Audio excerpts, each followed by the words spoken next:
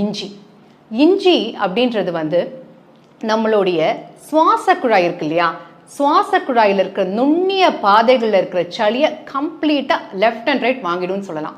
அது அப்படியே அடித்து வெளியே தள்ளிடும். அவ்வளோ சக்தி ஒரு குணம் நிறைந்தது இஞ்சி. இப்போது இந்த துளசியும் மிளகும் இஞ்சியும் இதை 3 போட்டு ஒரு 4 பங்கு தண்ணியை நல்லா இது வந்து கொதிக்க விட்டுருங்க. கொதிக்க விட்டு நம்ம வந்து ஒரு அரை கிளாஸ் இல்லைன்னா 3/4 கிளாஸ் நம்ம வந்து குடிச்சிக்கலாம். ஒரு கஷாயம் மாதிரி தான் வச்சுக்கோங்களேன். இனி அப்படியே குடிக்க கஷ்டமாக இருந்துச்சுன்னா கொஞ்சம் பனக்கற்கண்டு சேர்த்துக்கோங்க. தயவு செஞ்சு வெள்ளை சர்க்கரையை மட்டும் எந்த காரணம் கொண்டும் நம்ம மருந்துகள் கூட சேர்க்காதீங்க.